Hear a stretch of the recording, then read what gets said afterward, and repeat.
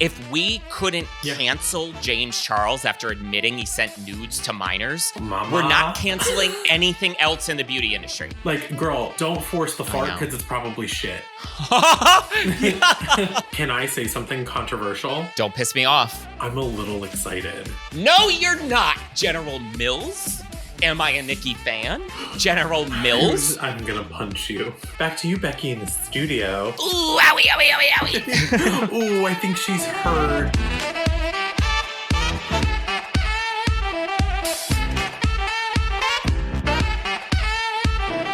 Well, girl. Just two lot lizards. Girl, just a lot lizard. And you just found out what that was today, girl. Girl, I literally just found out what a lot lizard was last night. I sent you that video. I had no idea. That cracked me up because you found it funny before you knew what a lot lizard was. And now that you know what it is, girl, I'm gagged. And I love that. I love that for Died.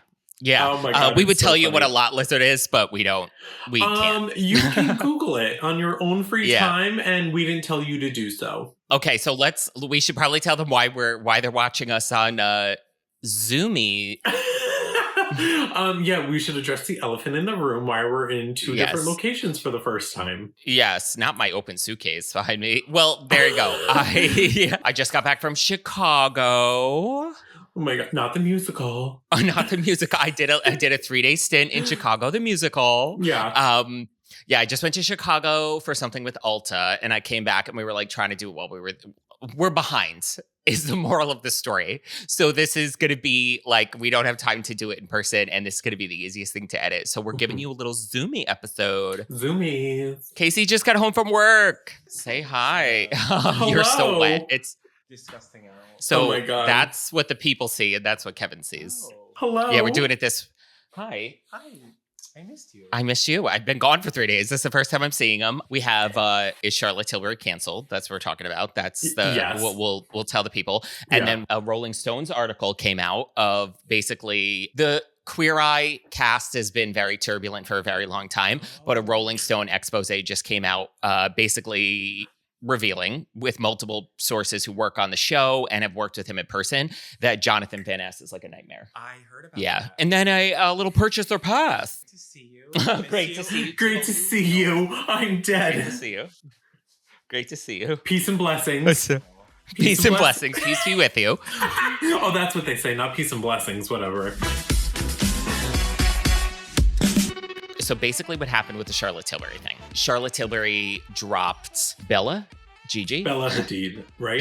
I am Bella Hadid. Yes. Wait, is it and Bella? Who's the older one? Is Gigi. So Bella, the second one. Okay. The younger sister, Bella Hadid. So they dropped her, and there was immediately all of this ended their contract with her. And there was like immediately all this speculation about basically that it was because Bella Hadid, who I believe is Palestinian, came out in support of Palestine and like is calling for a ceasefire. And that is why Charlotte Tilbury dropped her.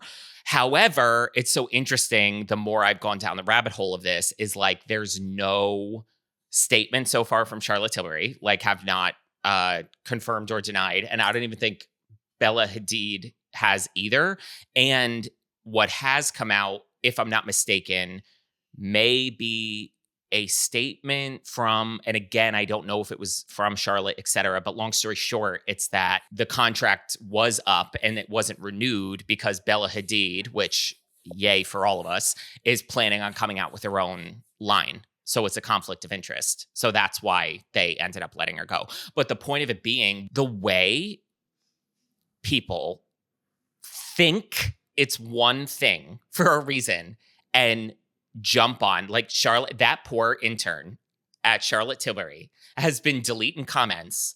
Their finger is in a cast, deleting those comments of everyone being like, boycott Charlotte Tilbury, whether it's true or not, which again, I'm not somebody to like believe something or say you're right, you're wrong based on my opinion until it comes out of the horse's mouth, is like the way people jump on something based on a speculation versus holding people accountable who are actually doing misdeeds is mind-blowing to me. We talked about this with Brittany Broski. Why do we hold Charlotte Tilbury accountable more based on a rumor which we should hold Charlotte Tilbury accountable if she does something shitty. But why are we holding Charlotte Tilbury more accountable based on a rumor that has not been confirmed more than we are the United States administration that is actually doing something shitty?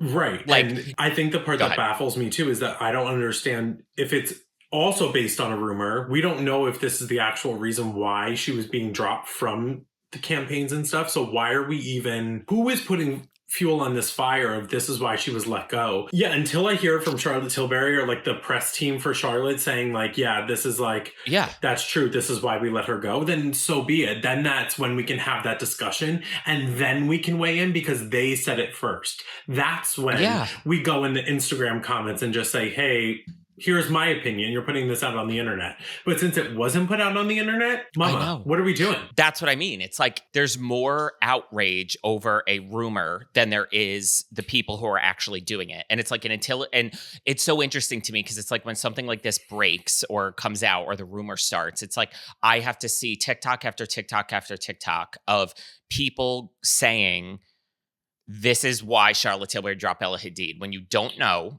you don't care, just firing people up about it. And then instead of people going to Charlotte Tilbury's page and saying, tell us why you got rid of Bella Hadid. But instead it's, we hate you, boycott you, I hope you die. And it's like, then you have the administration, the United States administration, you have Joe Biden and Kamala Harris, et cetera, posting on their Instagram that they're sending aid to Palestinians after they funded the bombs that are killing the Palestinians. If we channeled as a society the outrage we have to hear Brittany Broski's stance and Charlotte Tilbury's stance, not that we shouldn't hear their stance, but as aggressive as everyone was being online is my point. If 1% of that energy was channeled into demanding responses from the people who can actually make a difference, the country would be in a much better place. And that's always what baffles me. Yeah. It's insane. I think it's the baffling thing, too, that with now Charlotte Tilbury and her name and likeness and her brand being drawn, it's not just Charlotte, it's Charlotte as a brand owner and Charlotte, the name, is being canceled. It's amazing to me that a brand like Charlotte Tilbury, who everyone is, when they sweat, it's the flawless filter. When they bleed, it's the blush. It's, you know, and it's amazing to me that people are so quick to turn on brands based on a rumor. Nothing has even been set in stone. And then this, now all of a sudden, let's say it is true, right? Yes. Boycott, boycott, boycott. But there's still going to be millions of people that will still go to the brand, go to Sephora, buy the brand because they like the brand. Exactly. Or if it's not true, millions of people still buy the brand no matter what, do what they want. It's just the makeup. I like the makeup. I don't like her. Exactly. It's that like conversation because I'm like, then because I always ask myself when something in my life now happens at this point, I always ask myself and say, what's the end game? What do I want out of this? Because why are we doing anything on this earth? Because other than spinning around, what are we doing? I have to do something with a purpose at this point. And if I'm going to make an accusation, if I could spin, I would right now. If I am going to make an accusation like that, I have to ask myself, what is the end game? Because in my head, if there is no concrete evidence, I'm not pointing fingers at anybody. But even if something is true and I have to say, I'm not doing this for this reason, then okay, next step, I'm doing this as almost like an activism thing. But why is canceling makeup brands such like a hot topic discussion gets people horny. Drum roll, since Jeffree Star? Cancel culture with makeup brands specifically is been like this, like it gets people going, trying to cancel and take down. Yeah, they want to see going out of business sale with these makeup brands, and then they would buy it. And you know the irony is they've never gone out of business. No. So that's my point, is they've never gone out of business. So all of these people that love that concept of canceling beauty creators and if we couldn't cancel James Charles after admitting he sent nudes to minors, we're not canceling anything else in the beauty industry. You all, and whether you watch him or not, if you don't, good for you. But my point is that cancellation in the world of beauty, you can still speak up about who you do and do not support, but you should not care more about that than the politics and the economy and things that are actually debilitating us as citizens. That's what kills me. I always think too, I'm like, what's the end game? If it ends up being true that that's why Charlotte Tilbury did do that, you don't need to give you and I a reason to not buy Charlotte Tilbury. We have our, which proves that this is not a Charlotte Tilbury apology podcast because we fucking roast her every week. I always think to myself, I'm like, if it ends up being true, you can have that personal belief, but then what is the end game? You can relate it to, did you hear what happened with General Mills?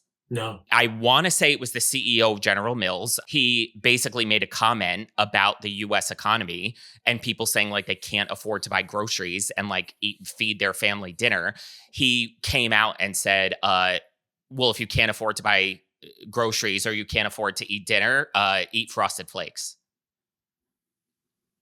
People justifiably are infuriated, and now there's like it's starting to create a waterfall effect of a boycott of General Mills. That is something that could have actual impact because it's a food. General Mills. Am I a Nicki fan?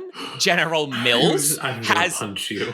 Like General Mills has so much greater of an impact on the US economy than Charlotte Tilbury. Like if Charlotte Tilbury went out of business, it would be a fucking raindrop in the ocean. No one would care. The world would turn. If General Mills, like Bud Light, which we had this conversation the other day, actually had maybe an impact to their stock. And the whole point of the boycott basically is that people who are calling for the boycott and economists online have been tracking the inflation of General Mills products over the past like 5 years. And the point of the boycott is like boycotting all General Mills products until they start lowering their prices down to a justifiable level for the state of the economy, because inflation is rising higher than the cost of living, et cetera, so on and so forth. That is something that, okay, if that successfully happens to General Mills, other major conglomerates, which let's be real, we do, even though everyone likes to pretend America is this lovely capitalist democracy, there still is a monopoly. There's probably 10 umbrella companies that own all the food, all the fucking medicine, all the everything. If it did make a difference for General Mills, that could affect the economy where it would scare other massive brands like Procter & Gamble, etc. Breaking news, the Kellogg's boycott is working as the food and beverage company is having to slash prices due to lack of sales. Let me tell y'all something. I cannot remember the last time I saw name brand cereal be 99 cents. I don't even know if I've ever seen it for 99 cents, but as these people are pointing out in the comment section, their products could have been cheaper all along if it weren't for corporate greed, because when does it ever make sense to pay more than $5 or $6 for a box of cereal? And as the boycott gains traction, the stock price is steadily going down. Many are choosing to buy store brand alternatives instead, but I will say this. For my Walmart shoppers in particular, they use Kellogg's to make some of their great value brand cereals, so you might want to be mindful of that if you do plan to participate in this boycott. The boycott era that we're in right now needs to be studied because consumers are showing these multi-billion-dollar corporations that they are not playing around. Fucking Charlotte Tilbury? Channel that energy. We're giving her too much credit. Girl, like that's what it just much. Always frustrates me. And it's not that I'm saying anyone should not be held accountable for doing or saying something awful, but they love, especially the United States government, everybody, these conglomerates, these whatever, that are the ones fucking us. They love when we fight amongst each other. And my point is that Charlotte Tilbury is not big enough to not be considered just one of us. There will be no financial or economic impact or political impact to Charlotte Tilbury going out of business.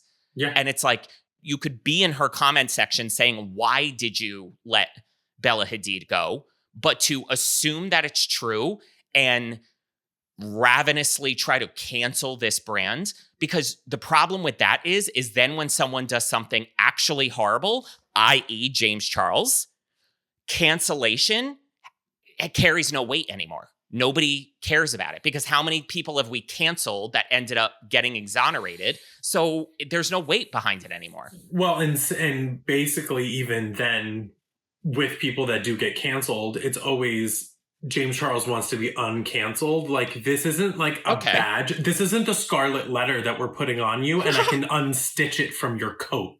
This is something that, like, you committed a crime. And this is where I think cancel culture, yes, should he be canceled? 100%. But also, he should have been arrested. He should have been tried. Any accountability. Like, any accountability. Anything. And nothing. It's just amazing. And then he comes out with a beauty brand and then wants to be uncanceled. And I'm like, what the fuck are we even doing? I'm sure other people from prison would love to be released. Or maybe not even be there in the first place. Yeah. Just like him. I don't. Oh, he doesn't want to go. Or he's a celebrity. And like, if Martha Stewart had to do it, Mama, and like, honestly, like, it baffles me that, like, he wasn't. I was convinced he was going to get arrested. Where I'm like, that's a crime. Where Charlotte Tilbury's not committing a crime. This is something I know your political opinions and opinions about what is happening, and you could be on either side of this, but it's not against the law.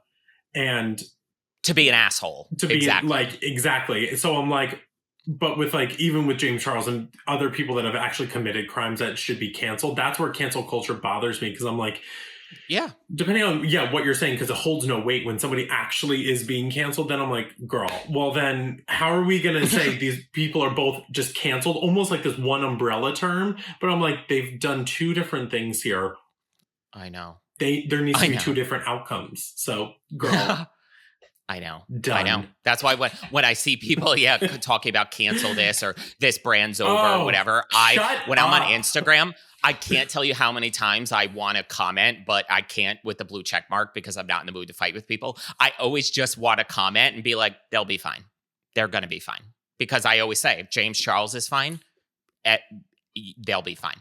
Because we set the standard. But everybody that's in the beauty community that has been canceled, they're all back. They're all back. They're all doing relatively fine. Yes, they're all making money. They're all making six figures still. Who cares? Yeah. So what the fuck? It's insane. Girl, okay, so we're talking about next. We kind of talked about it very briefly. I don't even know how long ago, how many episodes ago this was, but it is a whole expose, if you will, came out about Queer Eye and like how it's crumbling. But Rolling Stones just published this. We'll like link it in the bio if you want to read the article. The beginning of it is like detailing the history of Queer Eye, how they rebooted it, blah, blah, blah. But then the interesting pieces that I picked out from it, it says the friendship of the Fab Five convey that their attempts to connect on personal levels with the hero, which is basically the guest on the show, the person they're making over, is a crucial part of the show's impact. The show has shown that we're able to talk to one another and have these dialogues, even if we're on different sides of the equation. My queer friends aren't necessarily lining up to watch it, but it is a show for the Southern mom with a gay kid who is kind of on the fence of whether to accept him, that would most likely watch the show and be affected by it. So that being said, I guess you could say the kind of explosive aspect of the article, not only before this, we knew Bobby, who is the interior designer, like left the show, which they gave more kind of light on that situation. As Queer Eye got bigger, the quintet grew increasingly competitive over screen time or who had the biggest sound bites, production sources say. As each jock-eyed to be the show's biggest star, still, it was clear that the hairstylist Jonathan Van Ness was the breakout personality. And it was funny because when you and I talked about this forever ago, there was that TikTok. It was a guy who made a TikTok who was friends with someone who dated one of the guys. And basically it was alluding that it was Karamo, that he was the worst one to work with and he was the whatever. So now it says, however, this brought up other issues on the set. The Queer Eye production sources, 3 sources who worked on the show, say that working with Jonathan Van Ness was terrible to work with, using words like monster, nightmare, and demeaning to describe describe them. 3 people labeled Jonathan Van Ness's behavior as emotionally abusive and having rage issues. The other 7 sources said that the star would lash out at crew members and people who work closely with Van Ness. This is speaking about Jonathan Van Ness. There's a real emotion and fear around them when they get angry. It's almost like a cartoon where it oozes out of them. One source says that works with Van Ness explains it's intense and scary. During filming, one production source estimated that Van Ness would explode at least once a week. He was a yeller, they said. Van Ness did not reply to multiple, obviously, they reached out for comments. So there's that. And then the last point was that the reason Bobby left the show was because the other 4, minus Jonathan, were kind of saying the show took a big dip after COVID. They're not really that close. They're miserable working together. Let's not renew our contracts for season 8 and 9. Everybody said yes. Bobby turned down the contract like they planned, and the other 4 renewed their contract. So they like bait and switched him. So Bobby was like, okay, which Bobby will be fine because I think Bobby was like one of the nicer ones and honestly did all the work anyway. So they're basically for season 8 and 9, they're bringing, which I don't know the name of the new cast member. They replaced Bobby with another interior designer. So that's all the drama and conflama that happened. So, and my initial thought, and there was a part in the article that's kind of stuck out to me, and I've always thought this about shows like this where you take 5 people, and there was the whole audition process quite literally was very American Idol. They were all flown out. You had to audition for this, and it's Simon Cowell putting together One Direction. You're taking 5 people who don't know each other. I know. And then expecting them to have this beautiful dynamic. You need to have these people find people that already have a dynamic, put them on a show, and then take that where it goes. Because I always feel like with shows like that, and I can almost like feel the awkward tension in the room when you know somebody doesn't like the other person, or majority of the people don't like this person that they have to work with. And it's odd to me. It's even like, what's that show with Eureka and where they do the makeovers? We're Here. I almost said This Is Us. I was like, no, that's not it. No. And so We're Here too, where you're taking personalities. Yes, do they know each other? Probably. Do they know each other outside of work? Do they hang out? Do they have a good rapport? We don't know. But you're putting people in the same room, working all the time, countless days, hours and hours and hours a day. Things are bound to happen when people don't have a natural sense of like chemistry together. So none of this shocks me in a way because it's Simon Cowell, like I said, on X Factor, taking 5 people and putting together a boy band. Let it go. Absolutely. Stop trying to put these boy bands together and make it work. Stop trying to force, like, girl, don't force the fart because it's probably shit. Yes. For me, what aggravates me about this, the other aspect is like, look at the original cast of Queer Eye. We're going back in the 2000s. Like, I remember, I'm old enough to remember that being on TV. At the time, that was so groundbreaking because it was like in the early 2000s, it was like my family used to watch Queer Eye, and to see my parents watching Queer Eye in like 2002 and being entertained by them and respecting them.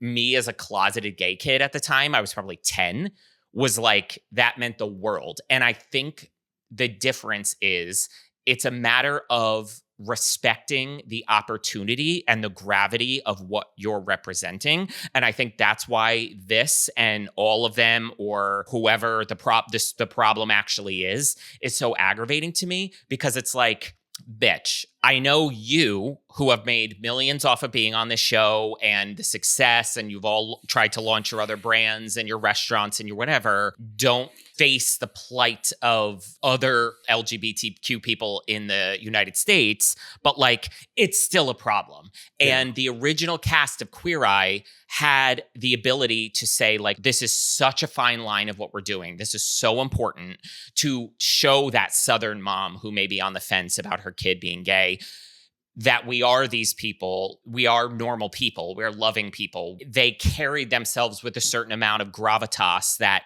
warranted that. And I always got the vibe, like 2 seasons into Queer Eye, that there was these elements of the minute they could break off and start to do something else, they did. Like, before they were even established as a unit. Like Yeah. also in this article and people's takes on this online, it's so telling to me that everyone is so easily saying, we'll just like replace the whole cast. Like we don't care about them. That speaks volumes that after 8 seasons or 7 seasons, we don't care enough about their dynamic as a fivesome that we're just like, yeah, whatever. Okay, replace them.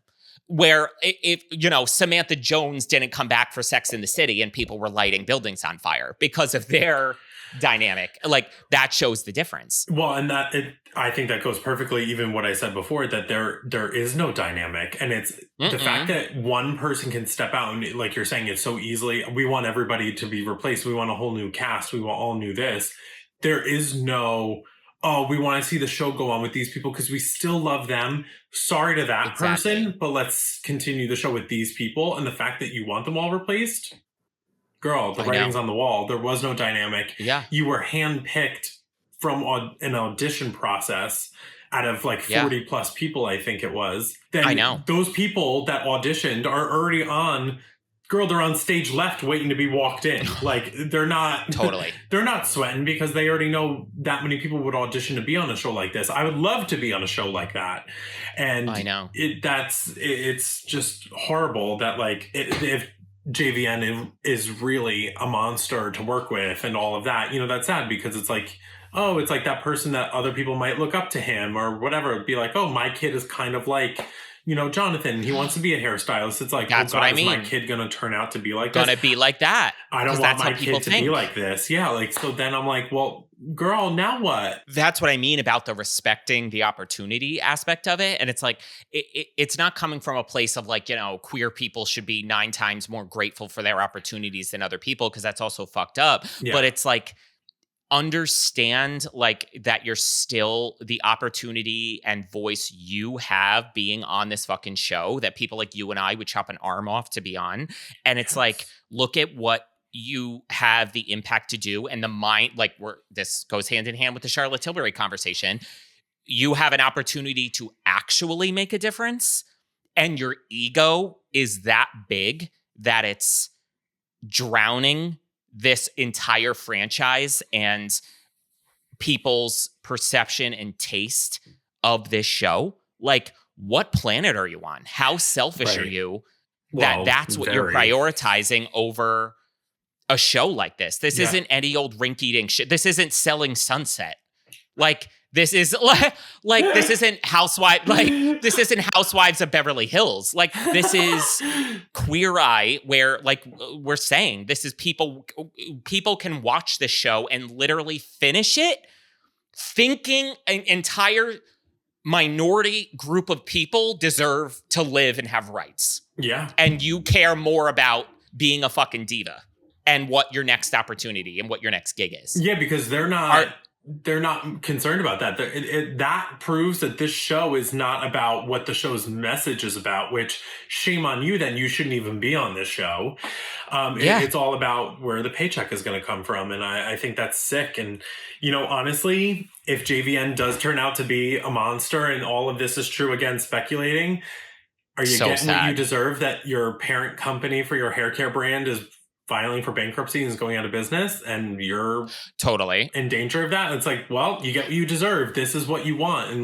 And you know what's aggravating to me about it? And it's so funny because this goes back to the conversation of like, I just feel like this is very different than the Charlotte Bella Hadid situation, because it's quite literally coming from the mouths of people that have worked with him and people that work on the Queer Eye show, is again, the concept of like a lack of accountability. Because you know what, mama? Like I said, pretend I'm typing it on Instagram. He's going to be fucking fine. Because even with his JVN brand, I'm almost positive he fucking sold it. Bankrupt Brands, Amyris, Amyris, has sold JVN hair, the line created in partnership with Queer Eye creator Jonathan Van Ness, at auction. Brand assets for the luxury hairline have been sold to Winsong Global for $1.25 million, according to the court. Who knows how much Jonathan's getting from that, because that's honestly, but for a brand to even sell for 1.2, that's nothing.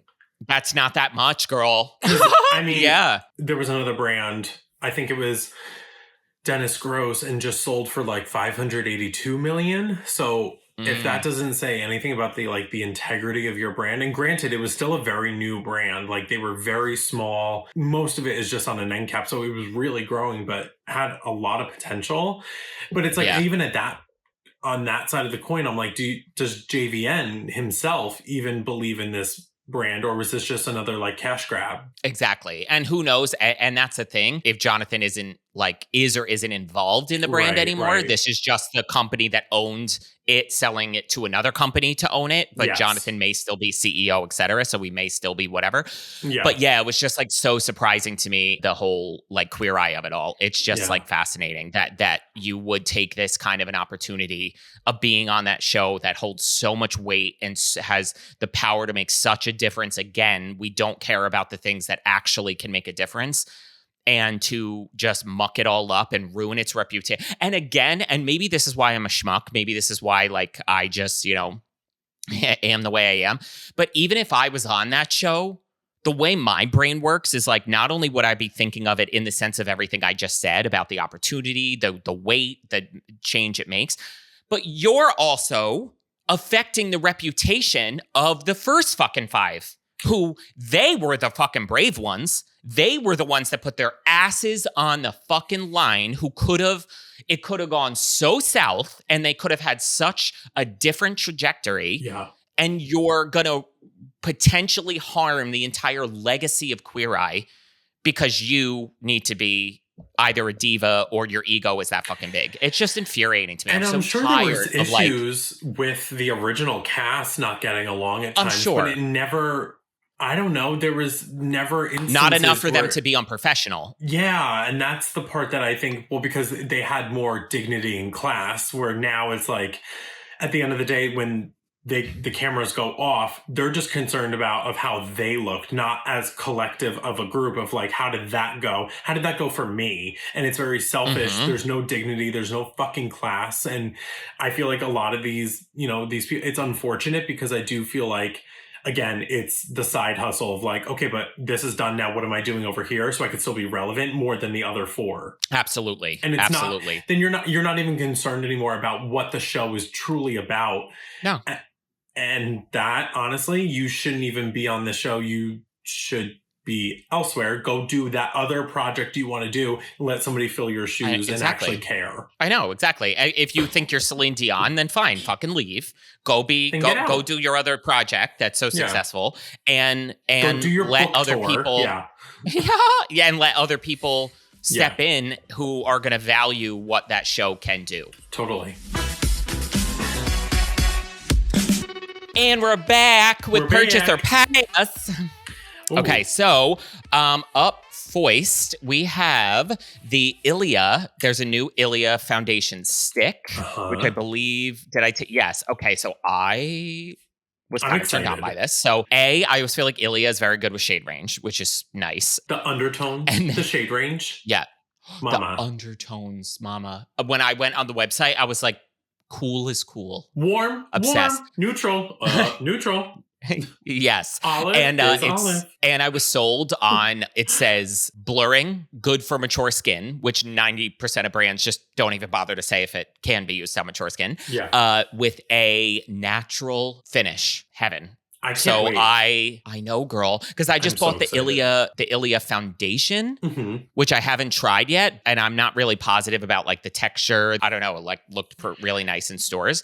So I am very excited about this. No, I was just going to say I love it because in every arm swatch category, there is shades for everybody. It really covers all the ground from the lightest to the darkest. I'm so excited for this. I cannot wait. It is $48. Long wearing, skin powered complexion, blurs instant and visibly firm. So they're skincare ingredients, smooths lines over time, medium buildable coverage, and natural matte finish. I am very curious to dive into the skincare aspects, etc. Again, I feel like these are the kinds of products I've been gravitating towards more recently because it's like there's going to be the skincare benefits. It seems like they're taking fine lines and wrinkles, mature skin into consideration. It is going to be that what I anticipate of that sheer to medium buildable coverage where it's not just going to be like drag foundation. And if the colors are actually like as good as they look on the swatches as far as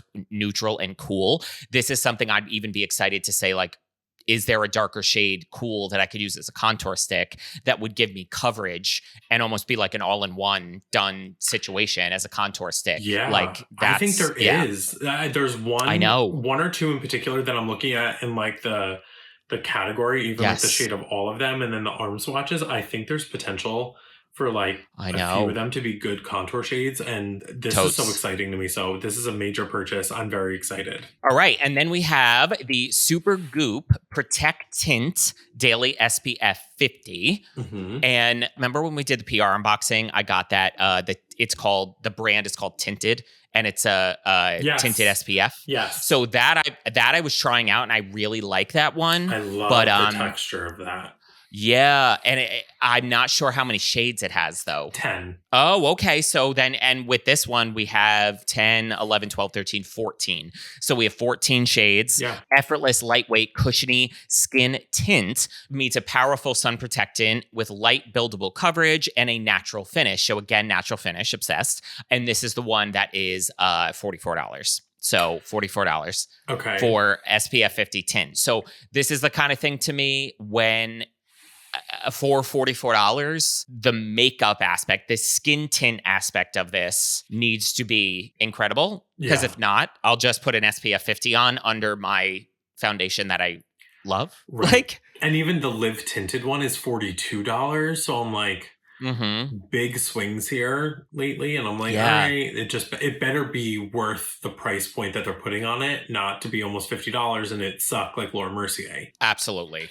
Yeah. I feel like brands I should say SPF focused brands don't always take into consideration when they come out with things like this that like, mama, this better be groundbreaking. Because SPF also tends to be the culprit that like fucks up the beauty of a foundation formula. So if you're putting SPF 50 in this, like, and you're going to charge that, the makeup aspect needs to be stunning. To be amazing. And honestly, I'm looking at the arm swatches. The fact that there isn't a cool tone shade until the third one in, and it's dark peach.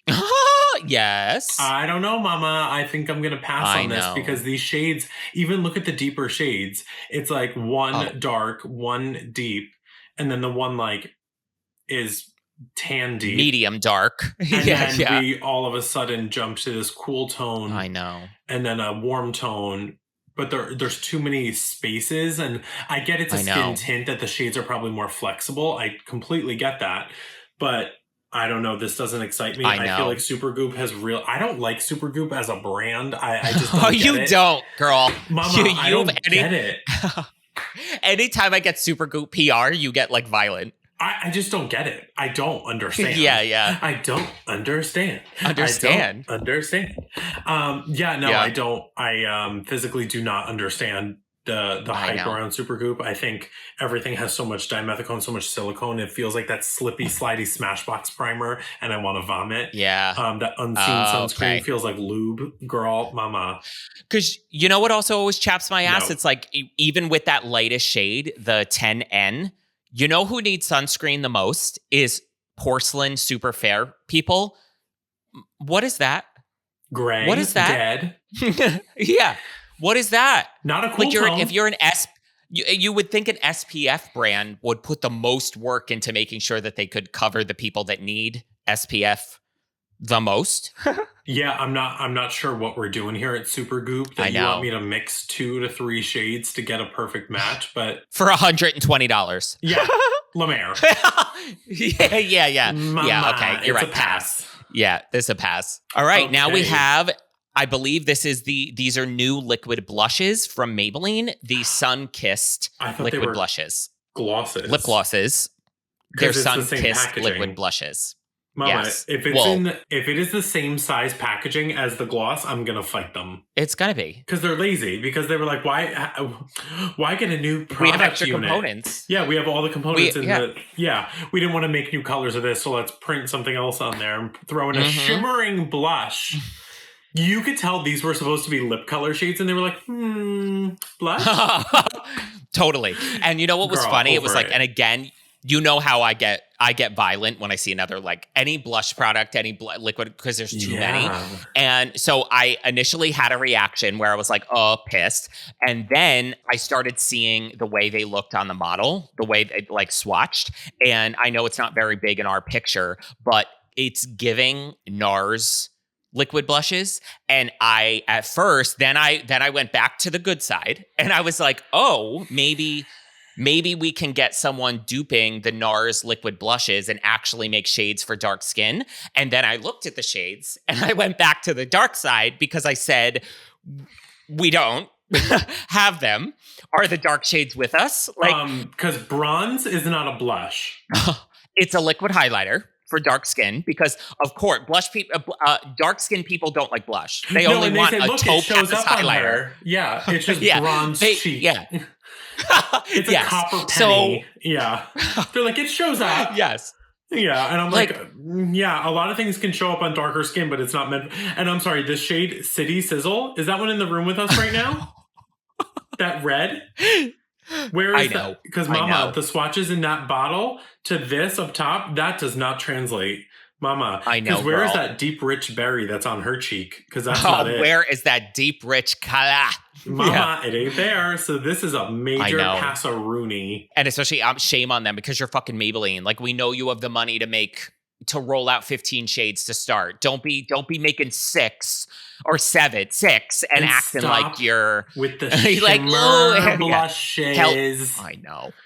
Did I but tell don't be you making about 6 shades? The Juvia's place? Did I tell you I bought one of the shimmer ones? Girl, how dare you? Greasy. No, I had to know the formula because they didn't have testers. So I was like, whatever, I'll buy it and return it. Mama, just like you predicted, it's the highlighter formula in the blush, grease like the highlighter. Mama. I know. I went back and returned that shit so quickly. I was like, what a disappointment. And 6 shades. You have 18 other shades of the blushes that you first launched, but you were like, this probably won't work out to do 6. Well, because I guarantee you there was something with like mixing all those shades when they were mixing it with the liquid blushes. We either didn't have enough leftover liquid highlighter formula to make all of the shades. So we had to pick the top selling blush shades, or when they mixed it with certain liquid highlighters, maybe the shades were too close or something. So they probably said, let's pick. There was only 6 shades of the highlight, and then there's only 6 shimmer blushes or something. So it's like, girl, they had the vat and they said, do 6 of them. Go ahead, take the top 6 selling shades. Totally. Yeah. Limited edition. Yeah, disgusting. Next up, we have a new Mario palette. Take it away. So this is the matte neutral. So this rivals the Master Mattes, which is the warmer tones. Yes. Can I say something controversial? Don't piss me off. I'm a little excited. No, you're not, because we have talked about how we don't like the formula. The formula is not worth the price. But I want it. No, you don't. Yes, I do. We've talked about how I bought the Master Mattes in the warm for bridal, and I was like, these take so long to blend. I know. Girl. But the color story. And it aggravates me in the sense of like, I'm tired of like, we're clearly, in this like clean girl makeup trend where like people want these kinds of things. And it's like, it's chapping my ass that like brands like him and Kim Kardashian and Kylie, because I'm pretty sure Kylie just came out with another matte palette. That's exactly like. And Kim's matte palette too. Exactly. Which basically people were comparing it to the first Master Mattes, and they were saying Kim's is more cool, which now this is probably going to be the exact same thing. And it's like, I can't describe it. It's almost like when fashion in the 90s, we went from super colorful 80s fashion to 90s fashion. and then like and I don't even know if it was expensive, but for humor me for metaphor's sake, I hate the first brand that capitalizes on simplicity but overcharges for it. Like American Apparel, which again, I don't know if American Apparel was expensive, but it was like American Apparel is what I associate as like the 90s, fucking white t-shirt and jeans, and you're going to pay double anywhere else. Like, don't give me a basic matte neutral eyeshadow palette and charge me $50 in 2024.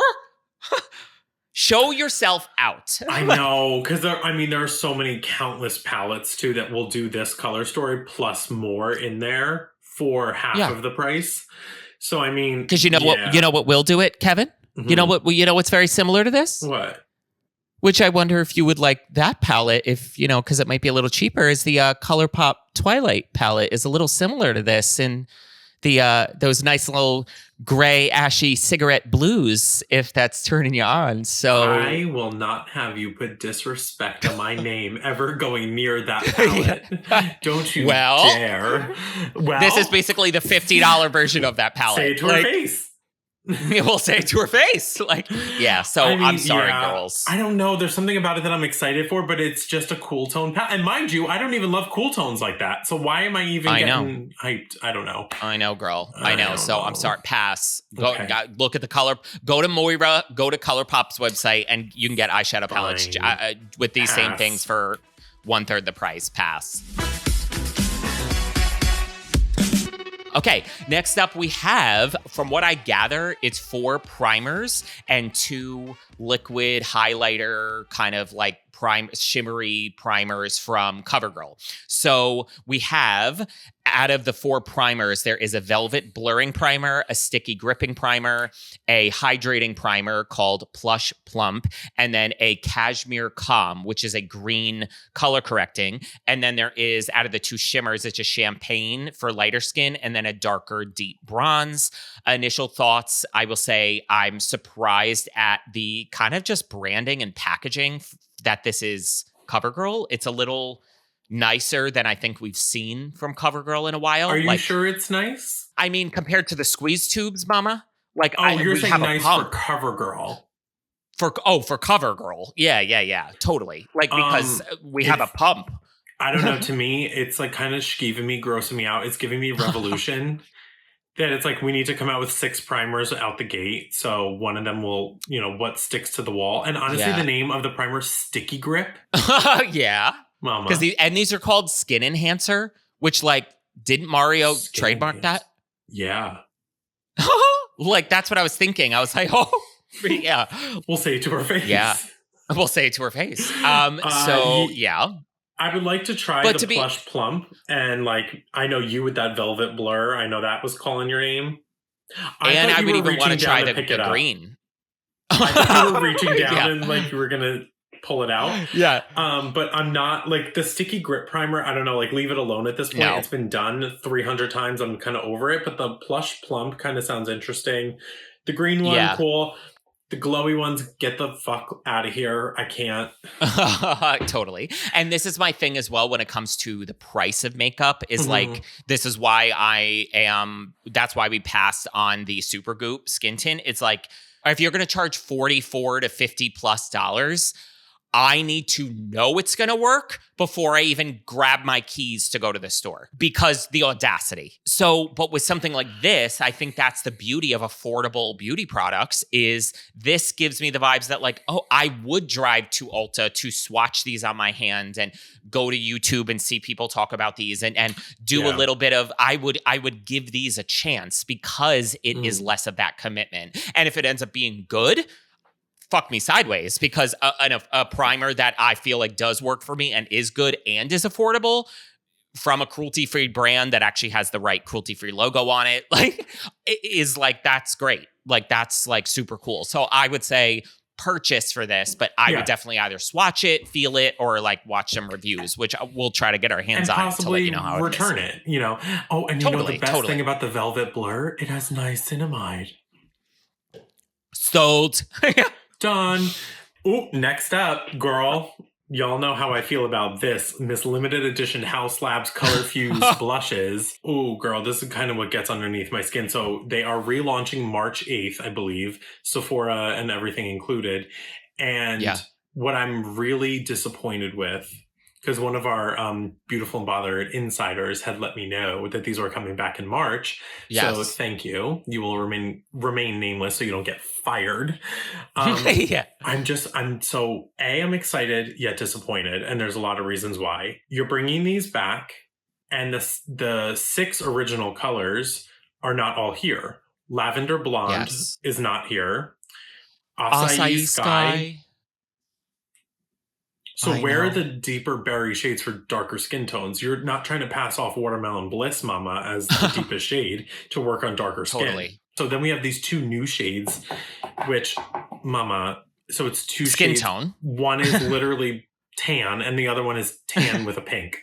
So it's me with a sunburn and then me with a tan. Totally. And I'm just like, it's very boring. Like, why couldn't we bring back all the original shades plus these other 2 to kind of add offerings? Because I do think that there was a lack of neutral blush, but now I'm like, now we have the lack of more colorful options at this point. So now we don't have a lavender and the deep color.